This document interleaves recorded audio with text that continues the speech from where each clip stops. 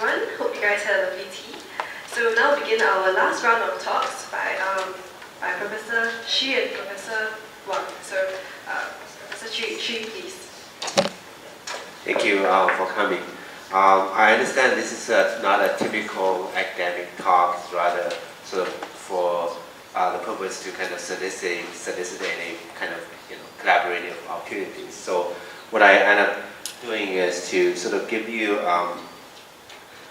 in broad strokes, my first what kind of training background I have, and then because most of my work is single authors, I kind of mentioned a little bit about that, and then the most important part is kind of to tell you some of the two kind of two collaborative projects I'm doing now, and in a way that helps me to understand how I do the collaboration with other colleagues.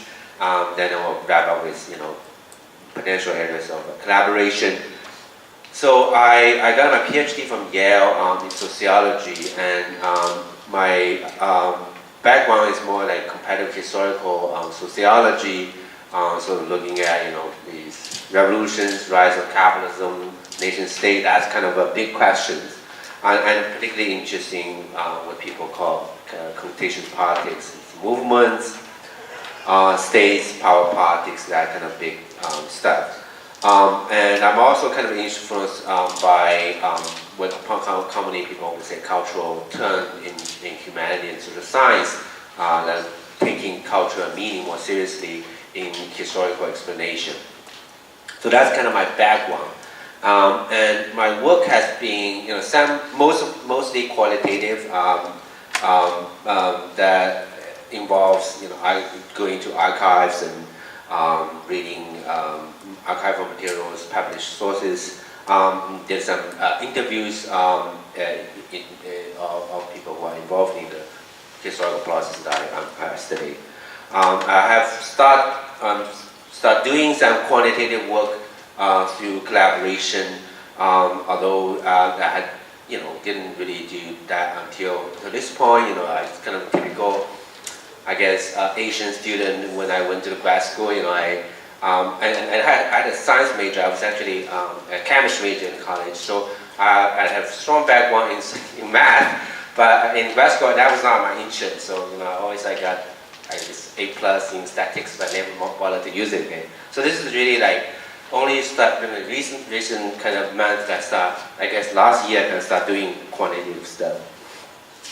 So the single author work that I've done have just some examples that the first one I want to mention is the organizational kind of emergence of the Communist Party in China. Sort of I look at basically the organizational landscape of the May 4th movement and try to explain why, among those these youth organizations, why some of them turned to communists and what others sort of didn't go that way. So I gave this kind of basically explanation that I argue that the conditions, even though they all call themselves steady-state societies, but the way how they organize internally and how to sort of discuss the kind of organizational culture will differ quite much between those who, the joiners versus the non-joiners. And we'll argue that the joiners actually tend to be very kind of hybrid organizational identities, combining traditional sort of Chinese intellectual organization with modern kind of religious practice and stuff like that, which actually make them more prone to communist sort of take over. So that was published in the American Sociological Review, and has the second sort of work that I would mention is sort of this study of how the elite politics and mass mobilization interact during the Cultural Revolution, because I think this is something that's been quite neglect in the literature. Or what you see in the literature on the Cultural Revolution is that either it's about this kind of growing conflict among the political elites, which leads to one fraction of the elites reaching out to the masses, and that's how it would happen. Or the other main body would be looking at why giving why students or the masses join sort of rival factions, what kind of rational decision they were making when they joined these factions. So what I argue is that we have to take the political process of the Cultural Revolution more seriously by looking at the interaction between these two, and how the nature of the Cultural Revolution actually evolved over time. The third one is a paper that's being sort of on with the Journal of Asian Studies, where I look at sort of using, or what I argue is that there's very little understanding of political cooptation. So other people assume that it's just like carrot-stick problem, or that organizations are being co-opted because they rely sort of they have resource reliance, or they were being coerced by the party or the organization which co-opted them, or that there's certain ideological affinity, or there is certain kind of deception involved in that co-optation process. But I argue, using the example of the Chinese Communist co-optation of the YMCA, is that there's a lot to do with the styles of civic action, and how these, how the organization, civic organization, sort of coordinate a manner between themselves that create conditions for cooptation.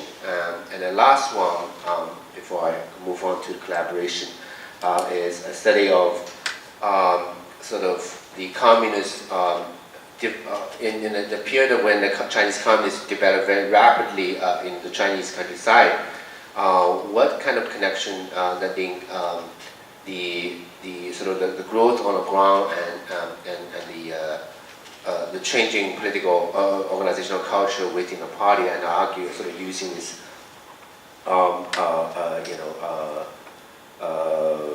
Hirschman's idea and exit voice dynamics to kind of expand that. It's something that's still kind of in the making, this work.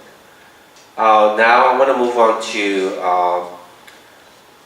the collaboration that I'm doing now. So the first one is a quantitative project with some economics colleagues, and we have a Daniel analysis. I'm just writing a paper basically. And the second one is a qualitative, more kind of theoretical project.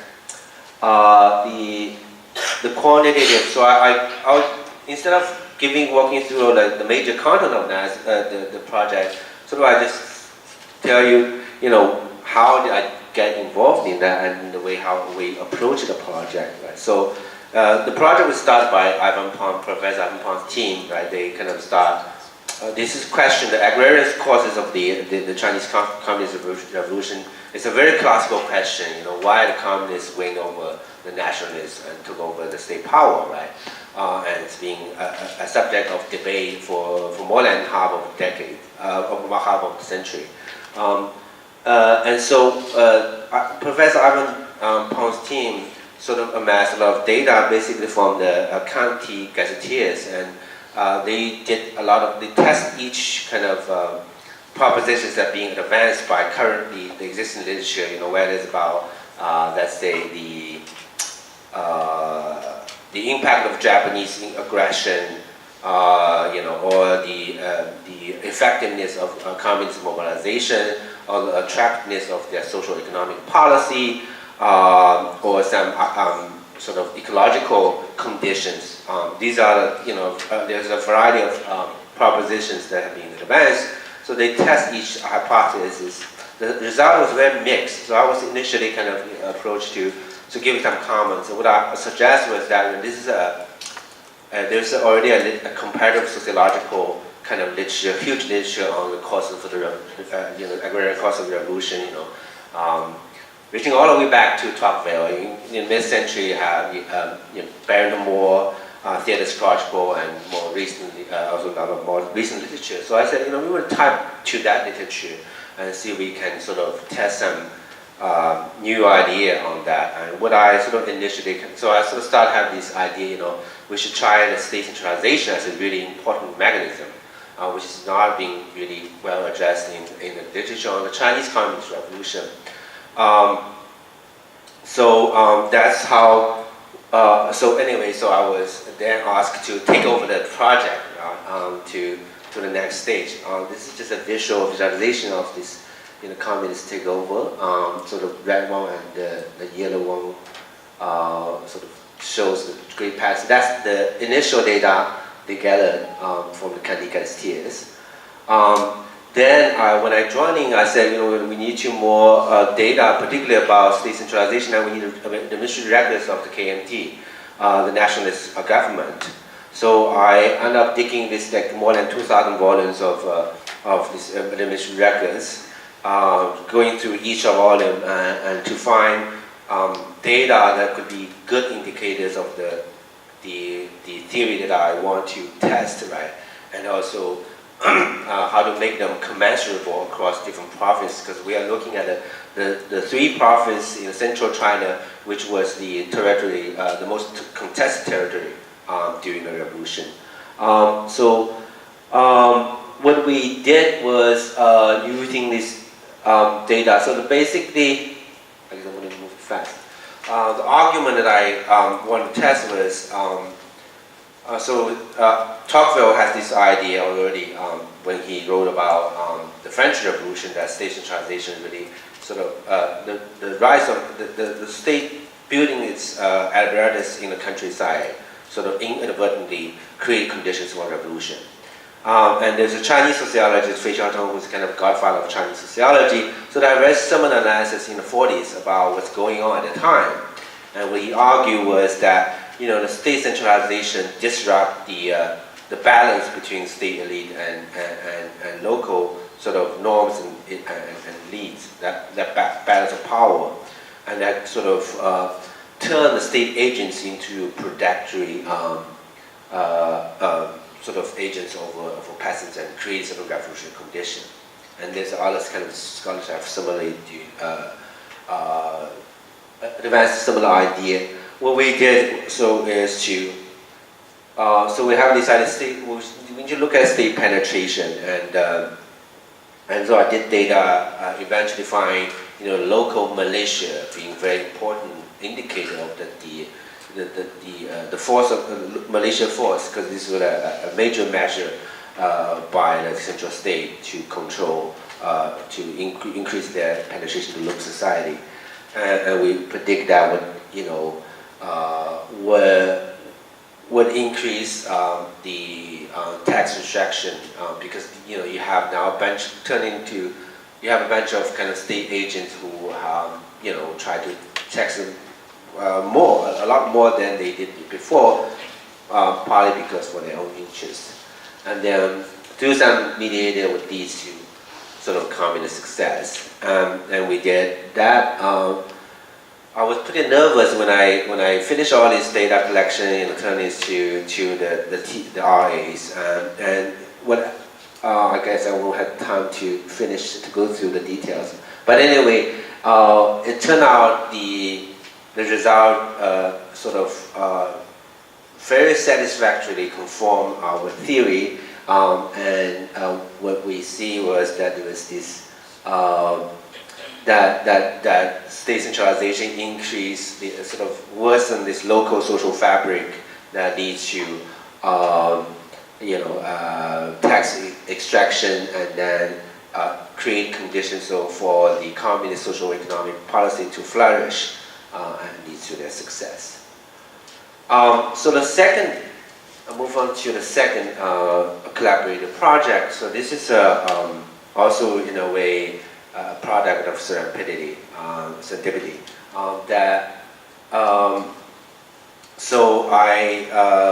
So this is Isaac Reed is a sociologist, associate professor of sociology at University of Virginia. So we actually overlapped 1 year in grad school, but we never really kind of get into very deep conversation. Then he was a reviewer for my article when I had this cultural revolution article initiative was reviewed by the American Journal of Sociology. and he was very supportive. He then told me when for a conference one day, we met in a conference, and said he was a reviewer, and he really liked the paper. He said maybe we should do something together, because given the theoretical vein we're pursuing. So, and Isaac being, he was a sort of more like a theory guy. He was one of the winners, well, probably the youngest winner of American Sociological Review Association Theoretical Agenda Award. So because we have really have a lot of theoretical kind of I guess agreement in many ways. So then through this FASS, this visiting fellowship program, I sort of brought him in December, actually, just a month ago, more than a month ago. So we just start, how we do this, right? We kind of just initially, because he has written about the Whiskey Rebellion in the U.S. We said maybe we can do some comparison between Whiskey Rebellion, the Cultural Revolution. That's one case I work on, and the French Revolution, which is a subject we both are very deeply interested in. So that's how we start. But then we arrive. We basically finished the whole paper, a whole paper draft in 7 working days. It's crazy. So initially, we start telling stories without any theoretical kind of, coloring, right? We just tell the stories.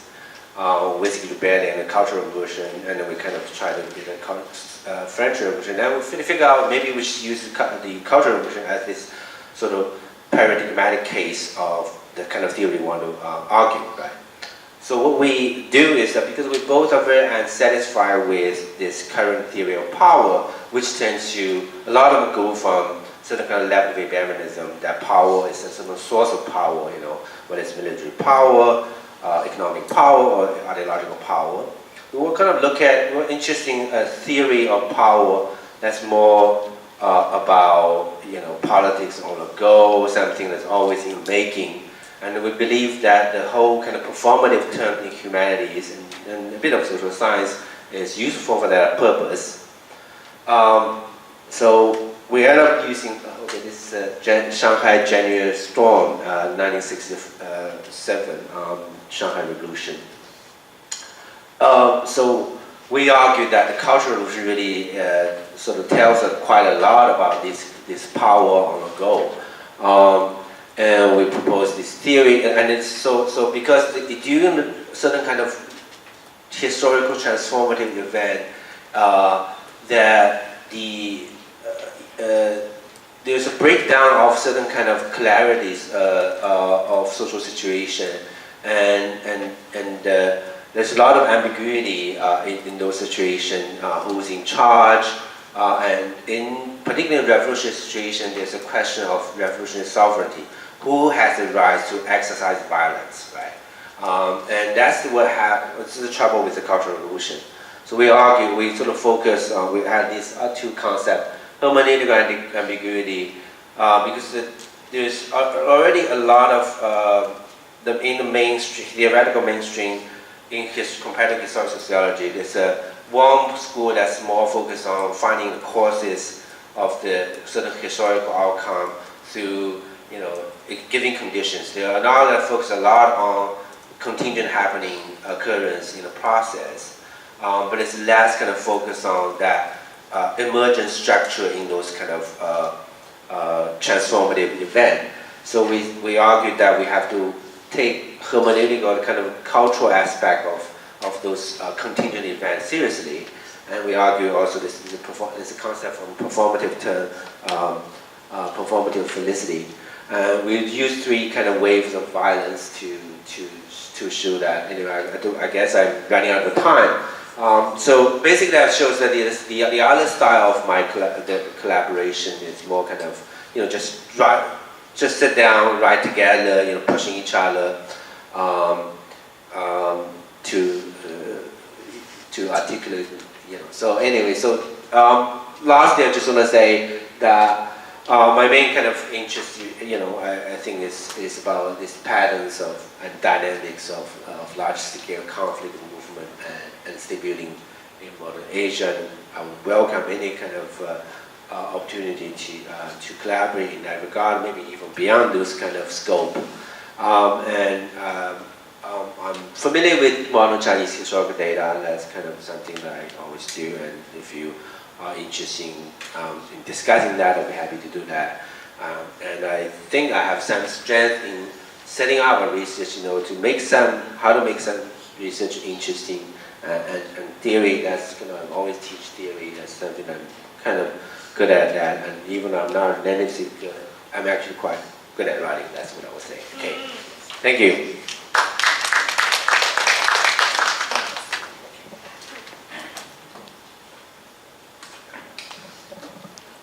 Any questions?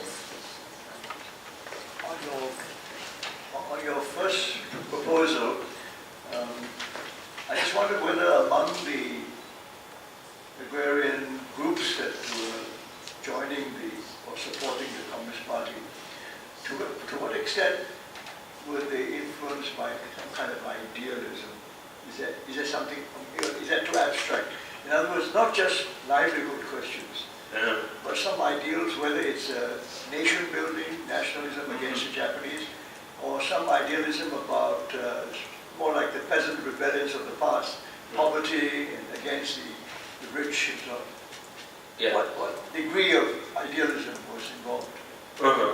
So,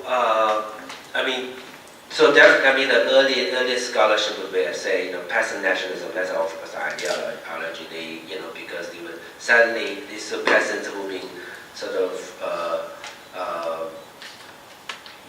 imbued in tradition for centuries, and then suddenly the Japanese sort of invasion threw them into national politics, and they start kind of, being patriotic, and that's the source of how the communists tap into this kind of patriotic sentiment, right? That's the early argument. I think that's a little bit, that's definitely that aspect of that sort of ideology that, that's what communists was good at. And what we did in this project was to look at the kind of a larger condition, because we were basically testing this over 200 counties, and we were the varying conditions that lead to their success. And what we argue, and I think we're going to look at more state-society relations. We think that's probably more important. It's really a local elite structure has shifted, right? It's not so about the abstraction of peasantry, but rather those who were the notables in the community, and that structure has shifted over, being impacted in the process by the state, partly by the state centralization process. So what you end up actually seeing is there's a group of sort of oftentimes local young leaders, right, who were actually defending their local rights against a penetrating state, whether that state was pushed by the KMT or the Japanese, right?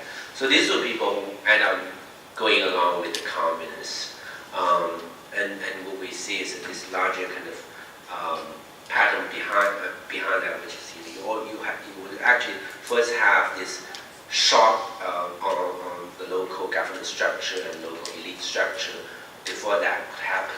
Yeah.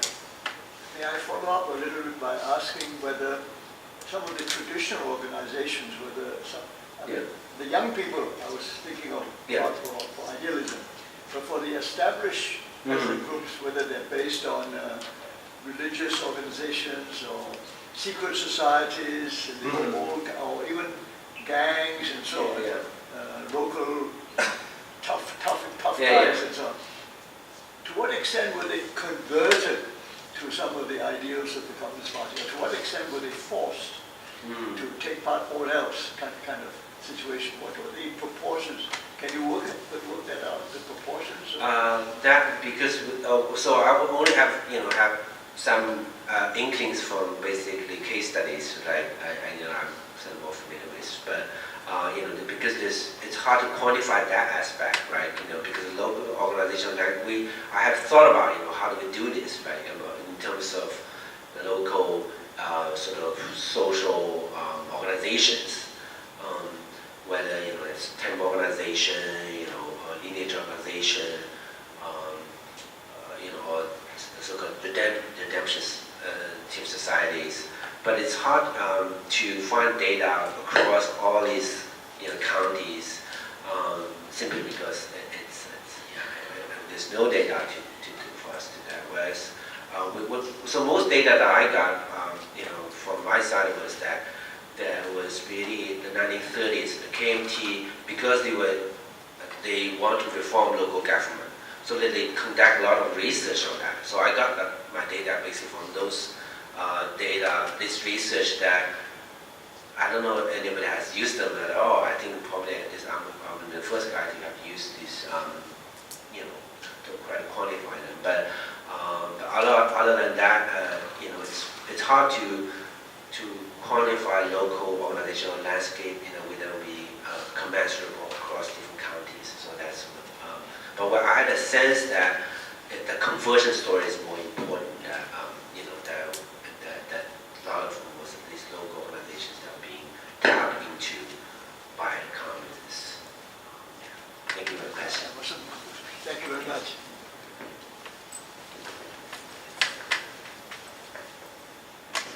Thank you for your talk. I'm Andrea from NTU, Indiana.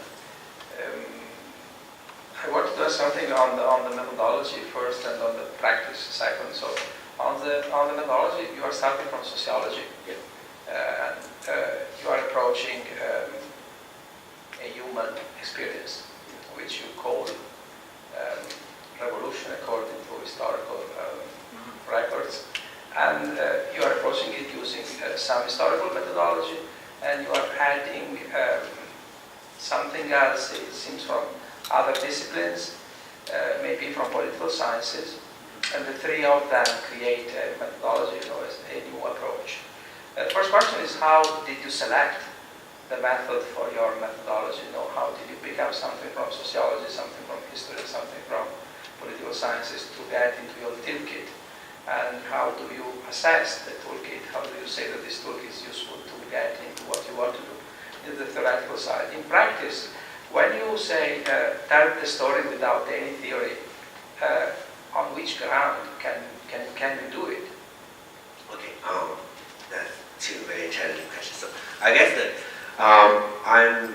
for the first one, I would say, so in terms of methods, I guess I'm pretty much a pragmatist. I think whatever that would help to clarify, our empirical understanding, help. But I do think that, working these two, I'm being more used to the kind of qualitative, historical methods.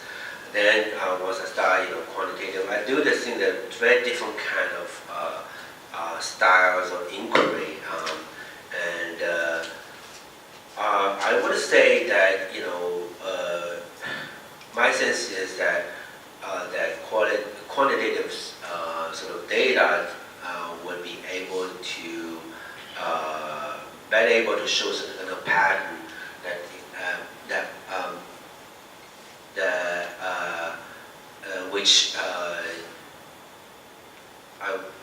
the pattern in order to be well explained and articulated has to be aided by kind of qualitative or kind of I guess historical, theoretically informed kind of analysis.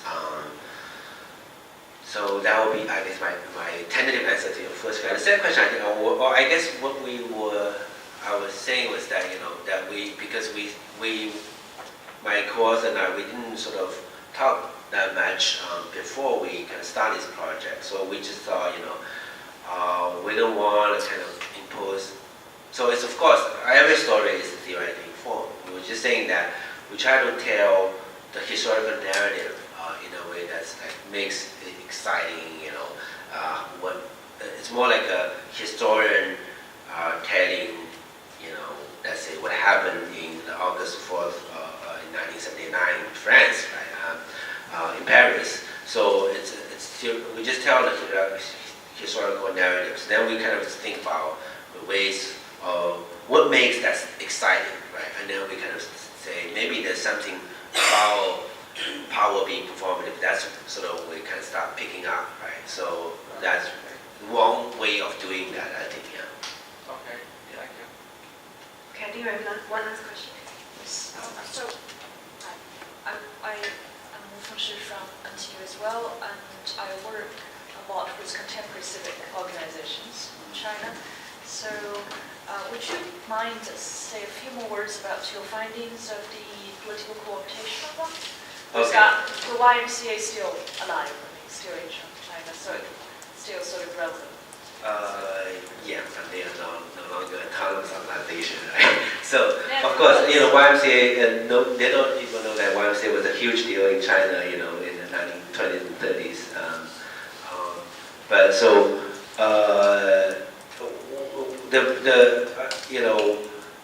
so I propose that, we would always, political cooptation is something that we kind of have a certain understanding, but usually we tend to assume that it's done by an incumbent government because there's certain kind of resource dependence and or coercion involved in that, right? And of course, that doesn't explain the case that I was looking at. Of course, the YMCA didn't depend on the communists to provide them resources, right? They had a lot of money and they were well connected, whether with American or Chinese elites. And I think there's other argument about, whether it's about ideological affinity, although there was some part of that, the social gospel, there were all people who tried to kind of combine social gospel with Marxism, but it doesn't explain, quite, it's just a few of them, right?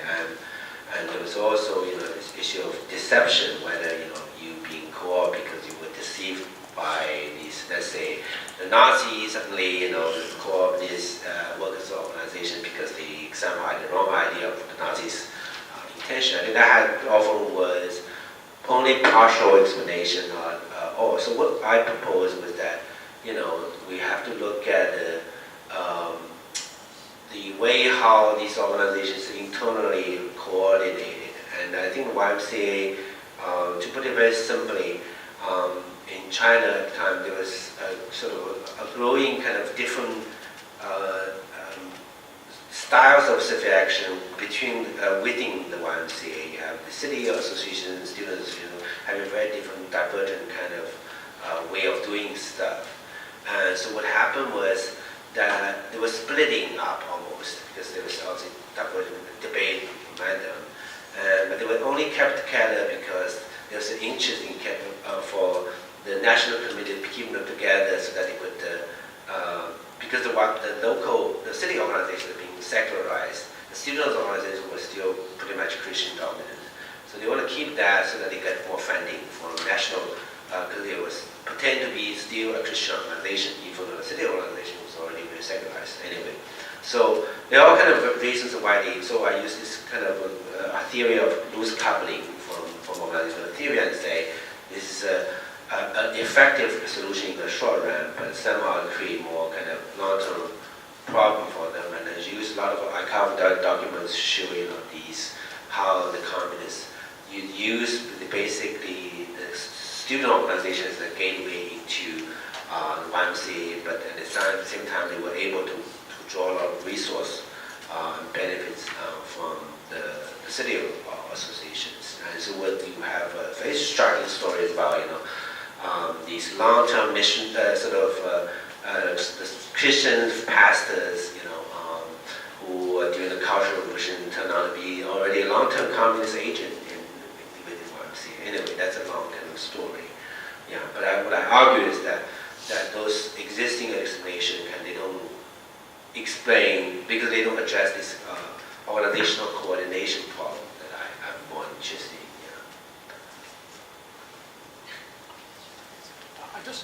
It's not my area, so I may be showing complete ignorance, but it did occur to me in your interesting talk, there have been three major political upsets that somehow resonated with what went on in China, although not in a violent revolution, at least yet. One is the Duterte kind of revolution in the Philippines, which must reflect some kind of unhappiness on the part of a lot of people there who depend on rice farming. The second major upset, which is maybe related to this alienation, is the Brexit vote, as well as the Trump election in the United States, where people were upset about taxes and stuff like that. And it kind of sounds a bit similar. The ways of expressing it seem quite different. I'm wondering if your analysis could extend to those kind of modern societies. Yeah. Well, I think that would be a larger problem. You know, of course, the revolutions, these social revolutions always have some kind of populist sort of tones, right? I think, but I would hesitate to kind of equate. I mean that kind of tapping into populist sentiment was and anti-elite, sentiment, of course, was one major ingredient of our revolutions. But of course, I think big revolutions that involve changing how the state is organized. I think that has oftentimes requires some coherent ideology, and that's what happened during the French Revolution. All the major revolutions, including the Iranian Revolution, right? So, which is slightly distinct from the kind of populist upsurge now, which is a challenge to status quo, but not to the degree, I guess, as a full-blown kind of attempt to change the basic state structure, I guess. Yeah. Thank you. All right, we're now in the Q&A session. Thank you, Professor Xu.